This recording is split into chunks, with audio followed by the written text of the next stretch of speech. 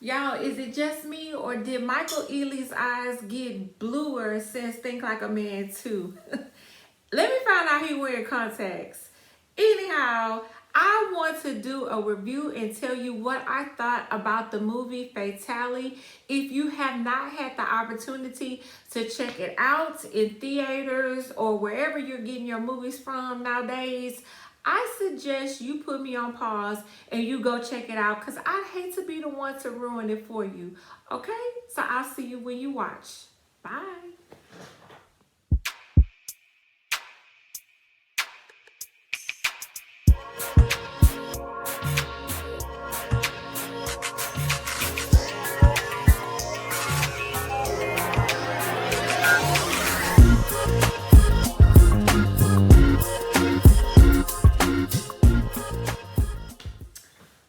All right, you watched?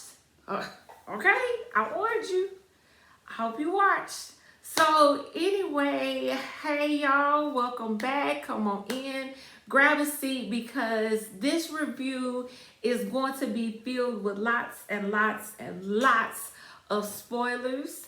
So, but we good, right? Because we've all seen the movie. And a lot of my opinions. I just checked out the movie Fatale. It is starring Michael Ealy and Miss Hilary Swank.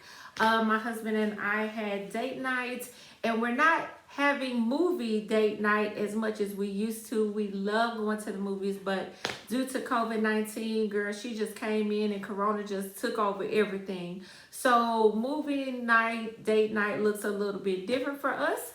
But we were able to go to the theater.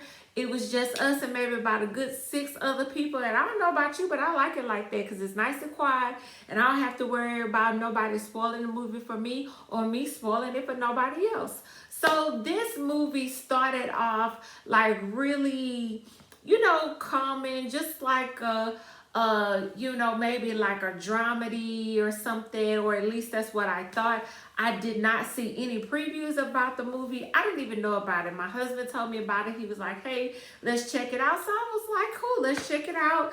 So in the beginning, you have Michael Ealy's character, him and his friend played by Damaris Lewis is sitting down at this club. They're in Vegas for what turns out to be a friend of theirs' bachelor party. And, they're just doing what guys do at a bachelor party. So we hear like a dialogue between them two, and you can, believe or come to the assumption that Derek is having some marital problems with his wife. He really doesn't go into detail, but he's just basically saying, we are just not communicating like we used to. So him and the friend get to chopping it up about the problems or whatever that he's having. So in between that, he is throwing back his drinks, having a good time. He decides to, go back to the bar, buy him another drink, and he catches the eye of a young lady dancing very provocatively and seductive on the dance floor. She's having a good time, feeling herself or whatever. She comes off the dance floor, comes to the bar, and they strike up a conversation. Innocent at first, and then, it begins to be flirty or whatever. Now, in my opinion, I think that he did tell her that he was married, but she kind of played it off as though she didn't hear him and kind of blamed it on the noise of the crowd or what have you. So they began to, dance together. One thing leads to another. They're back in the hotel room. So, they're doing the do what grown folks do. And the next morning, he's like, okay, I'm ready to go home. I got to catch a flight. Where's my phone? She's like, well, basically, I put it in a safe. I was looking out for you. I was, didn't want you to leave it. And I wanted your do the grown folks thing. Again, he gets the combination to the safe, gets his phone, leaves, catches a flight, goes on with his life, goes back to his city. Now, I do want to let you know that he gave her the wrong name at the club, and he's doing typical club thing. Anyway, he comes back, and it turns out that he's like a owner or CEO of some kind of management agency where they manage like high profile sports figures and things of that nature. So he's in the middle of closing this really big deal that means a lot to him. We see that his friend works at the agency with him, and they kind of reminisce about the past, you know, bringing that business up from the bottom to where it is now. Then we get this pleasant surprise from Tyron. Y'all, I took notes this time. Hello. From Tyron Turner, and I had not seen him since Menace to Society. And he's probably been on other things, but that's what I remember him from. I absolutely love his character in this movie, and I just like him as an actor, and he should do more. We find out that Tyron, who also plays Tyron in the movie, is a cousin or like a brother. You know how we do. We can have play cousins, you know, that are in our family, people that we grew up with or whatever, and that are real close to us. And you could kind of allude from the dialogue that him and the friend have, that the friend is not too fond of Tyron. Apparently he got into some trouble, and maybe he always comes to Derek as his cousin or his brother or god brother or play cousin or whatever to bail him out of situation. So then we are back at the house. This is Derek's house that he shares with his lovely wife. I do want to say that there is a picture of the wife on his desk, and she's gorgeous. She looks like a model. But we fast forward and we see them at their home. He's preparing like a surprise dinner for her, like a romantic dinner or whatever. And she comes in and she just has this steak attitude. And I'm like, hold up, girl, because I don't know about you, but my husband does not cook. He cooked for me one time in 4 years. And so if I came home and my husband had wine and he cooking and he got music playing and he in a playful mood, I'm gonna be happy. Like, I don't know what y'all was going through before or whatever, but that's enough to kind of, you know, put your pride aside and kind of bring it down a couple of notches. But she was still like, look at him with a side eye coming in. He's trying to, you know, butt her up, talk to her or whatever. And they play Make It Last Forever by Keith Sweat, which is one of my absolute favorite songs. And let me just say that if you did not catch the subtle hints of that song being played throughout this film, you missed a treat for your ears. They played like a screwed, chopped up and screwed version, but it was really, really low, and you really had to pay attention because they played it in the midst of something really important going on. There was a lot of noise and drama, but if you just really listen, you could hear that song playing in the background. They also played like a broken jazz version of the song at one point. Same thing. It was so much going on in the movie that if you were paying more attention to the action that was taking place, you probably missed it, but I didn't. And oh man, I'm like, give me the soundtrack. Do they even do soundtracks anymore? Finally, he's able to kind of butter her up and they dance to Make It Last Forever. Then they start doing grown folks things. Now, initially, me seeing this is like, yeah, you just trying to cover up the fact that you just literally cheated on her yesterday or whatever day it was when you were in Vegas. But you can play that game. What happens in Vegas stays in Vegas, whatever. So, you know, they're in the bedroom doing the do, and all of a sudden she's like, hold up, I hear a noise. And so it's this big noise, and it obviously sounds like someone's breaking in. So Derek runs downstairs, and come to find out it is a burglar. They have a tussle, they're fighting, they're knocking stuff down or whatever. And then a wife comes running downstairs, and he's like, call the police. The police come. Oh my God. The police come, and the investigator is like asking Derek questions. Derek is on the couch with his wife, consoling his wife. So he says, I'm going to get the lead detective to come in to help y'all. Detective Quintin or Quintero, whatever her name was. And come to find out, Detective Quintin or Quintero is actually Valerie, the white girl that he met at the club. Oh my God. Whew. That is room enough to take a pause for the cause. I am going to be trying for the first time today Behringer Red Moscato. This I was gifted from a good friend of mine. She actually buys this by the case. She loves it. She swears by it. She says it's the best thing since sliced bread. I have not tried it, so it's been chilling in the freezer, and I cannot wait to open it up and see if it lives up to her hype. So I will be back. Un momento. All right, y'all, let's check it out. We're gonna use Pinky today. Hey girl, how you been? Ooh. So it is very aromatic. Maybe like a blackberry smell.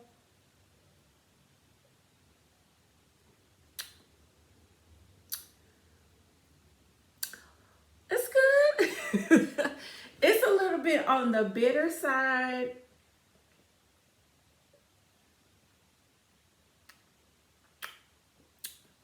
It's good. It's very tart.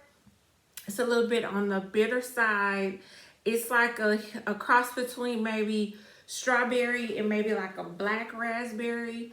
And it's dry. It does have like dry red undertones. So it's good. Not my favorite, but it's good. Back to the movie review. So we find out that the lead detective that has been put over Derek and his wife's case is actually Valerie, the girl he hooked up with in Vegas. So they're both like looking at each other weird, and she did kind of throw a little slug out there. Was like, don't I know you from somewhere or whatever? So he tried to play it off and say, yeah, I'm a celebrity agent. I represent a lot of high profile celebrities, things of that nature. So they're really trying to throw the wife off tracks. So, but if you pay attention, I'm going to point out some really key things to you. And since you already saw the movie, you already know what happened. But the fact that he had to tell the wife to call the police. I don't know about you, but I have a husband. I love my husband with all my heart. Can't nobody break in my house and I hear my husband downstairs scuffling the burglar and I'm not calling the police. I'm not even coming downstairs to see what's going on. I'm just going to automatically call the police. When I know the police outside, then I might go downstairs and see who it was that got hurt. But yeah, I'm not going to come downstairs and say, what's going on? Oh my God, or whatever she said. So that was clue number one. I didn't catch it at first, but that's clue number one. Clue number two is they're on the couch. He's more distraught than she is. Yeah, she kind of like leaning on him. She's tearing up or whatever. But I would be like, oh, Jesus. Oh, my God. Somebody broke in my house, Lord. Oh, God. Like, I'd be all over the place. And she was way too calm for me. I didn't catch that either until after the fact. So, anyway, at this point, Valerie is really trying to just shake him up and let him feel the pressure. And you can kind of tell, like, the way she's looking at the whole house, the whole bedroom, everything. Is like, she's like, damn, he got it like this. I didn't think it was like this, and this is his wife. Like, wow. You know, she was taken aback. But my thing was, you knew what it was. I honestly felt like she heard him say he was married, and the way she did it was just like, oh, huh? I can't hear you, like it's loud in here. You know what I'm saying? So when she found out that not only did he lie about his name, he lied about where he actually lives, and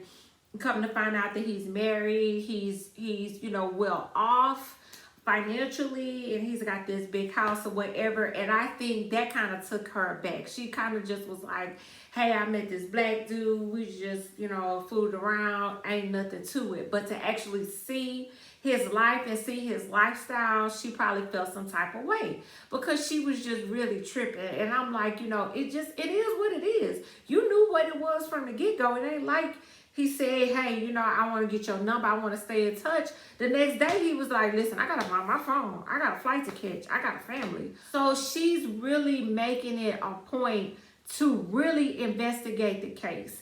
And I honestly felt like she did a great job of letting you believe, hey, I'm over what happened that day. Now I just want to focus on the case because she did legitimate detective work. So in the midst of her doing her detective work, she also brings you to her life. So she shows you that she's lost custody of her daughter. And so her and her husband or ex-husband are at a battle to try to get her daughter back. They actually show you in the film what happened for her to lose custody of her daughter. So the scene plays out. She continues to do her investigation.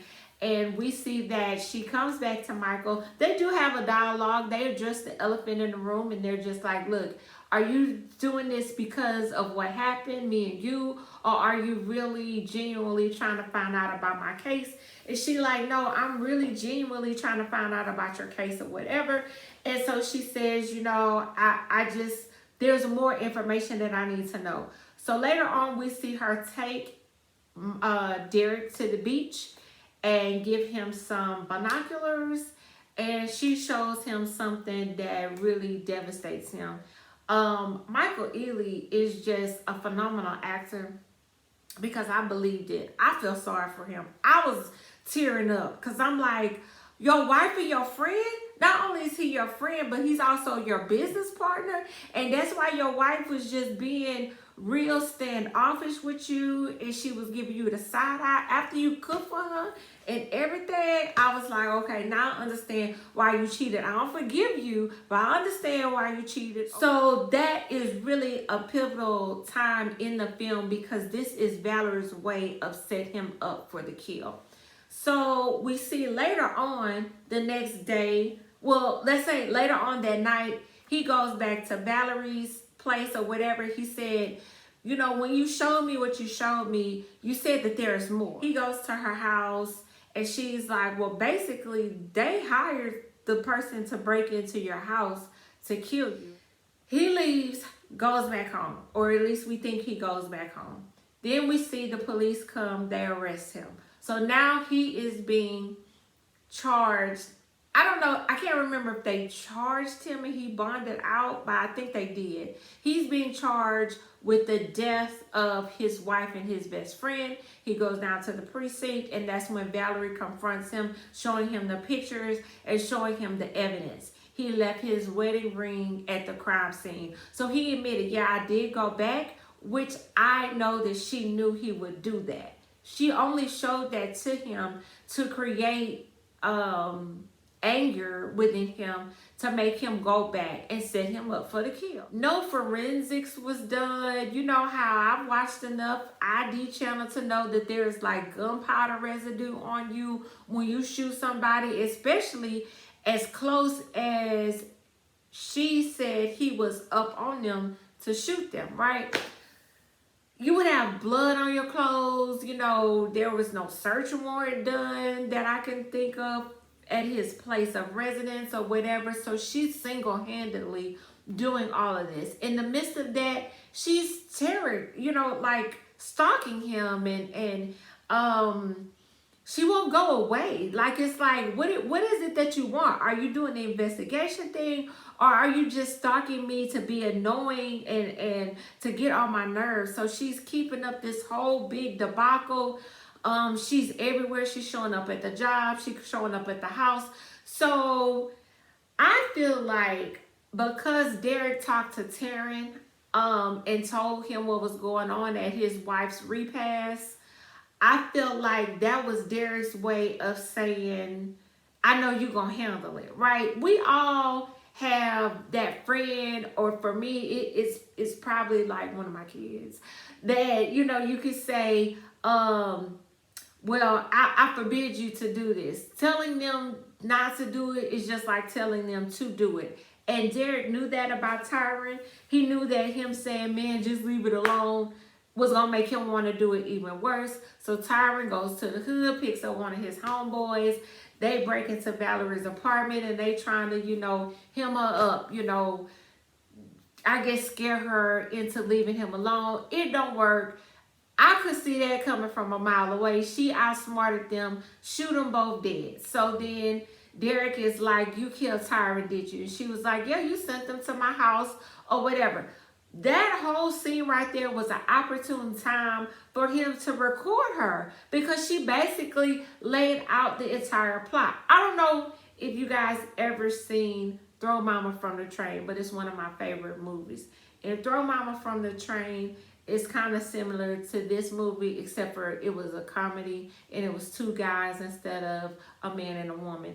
The two guys, the short guy, Danny DeVito's character, is really crazy, and he tried to get rid of his mama.